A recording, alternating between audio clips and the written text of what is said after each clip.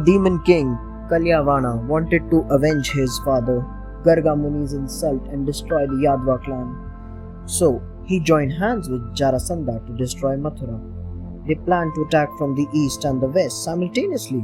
However, when they reached Mathura, an empty city awaited them. An enraged Jarasandha destroyed Mathura and called Krishna a Ranchod, Ran meaning war and Chod meaning run away. Just then Lord Krishna came to meet Kalyavana in his Vishnu form. When Kalyavana saw Lord Krishna, he remembered the description narrated by Narad. He had said, Lord Krishna is like the rising moon and very beautiful to look at. He is dark in complexion, clad in yellow silk garments with the Srivatsa mark on his bosom and Kaustuba Mani sparkling in the neck. He has 4 arms, lotus-like eyes, dazzling alligator-shaped earrings, and a charming smile on his face. Immediately, Kalyavana started chasing Lord Krishna, who quickly ran away towards a distant mountain cave. Krishna's deceit. King Kalyavana had performed several penances and obtained a boon from Lord Shiva that he could not be killed by any Yadava. Lord Krishna knew that he could not kill Kalyavana because of Lord Shiva's boon and decided to kill him through trickery. When Kalyavana came after him, he pretended fear and ran away from the battlefield. But Kalyavana followed him like a shadow. "Why are you running away, you coward?" shouted Kalyavana. But Lord Krishna did not stop. Running on and on, Krishna led Kalyavana into a cave where a king named Muchukunda was sleeping soundly. As soon as Krishna went near him, he took off his yellow silk garment and laid it over the sleeping king. "This cowherd is now hiding in the cave," thought Kalyavana, and he came inside the cave. He couldn't believe his eyes when he saw Krishna sleeping inside. King Muchukunda. Kalyavana followed Lord Krishna to the cave in the mountain and saw a man lying asleep, clad with the yellow silk garment. Kalyavana thought that coward Krishna is avoiding a fight by sleeping. He kicked the sleeping man, assuming him to be Lord Krishna. This man was King Muchukunda, who had been sleeping there for a long time. King Muchukunda ruled the earth during the Krita Yuga and had helped the gods in the battle against demons. Then Kartik, son of Lord Shiva, took over as the general of the army of the gods. King Muchukunda had not slept for many years, as he often fought against the demons to protect the gods in heaven.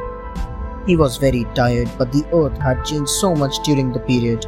Thousands of years had elapsed, and there was no one on earth that King Muchukunda could relate to. Kalyavana and Muchukunda. King Muchukunda wanted to attain Moksha, salvation, for the services he offered to the gods. The gods said, "We want to help you, but we are incapable of granting Moksha, as it could only be granted by Lord Vishnu." So, King Muchukunda asked the gods to grant him the boon of sleep, and whoever disturbed his sleep should be instantaneously reduced to ashes. The gods granted Muchukunda the boon and showed him a cave where he could rest. So, King Muchukunda slept in the cave on earth through Satyug, Treta Yug and Dwapar Yug. When Kalyavana kicked Muchukunda, he opened his eyes and rays of fire emanated from his eyes. At once, Kalyavana turned into ashes. King Muchukunda, who was now fully awake, was blessed with the rare sighting as Lord Krishna appeared before the king in the form of Vishnu. The king was granted moksha for his devotion. Thus, Lord Krishna's plan of destroying another demon succeeded. Rukmi and Rukmini. Bhishmaka, the king of Vidarbha, had 2 children, Prince Rukmi and Princess Rukmini. He had heard many stories of Lord Krishna's valor and secretly wished him to be his son-in-law. Bhishmaka knew that it might not be possible, as Kansa's father-in-law Jarasandha was their overlord and Lord Krishna was his sworn enemy. In fact, Prince Rukmi was a friend of Kansa and hated Krishna since Kansa's death.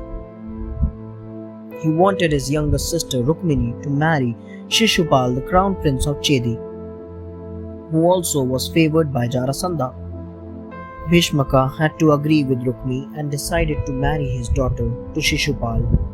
But Princess Rukmini had heard stories of Lord Krishna's valor since her childhood and she had her heart set on marrying Lord Krishna. When she learned that her brother had chosen Shishupal for her, she resolved with determination, I will marry only Lord Krishna or give up my life. But Rukmi refused to get his sister married to Krishna. Thanks for watching. Do like, share, subscribe to Sahil Book House.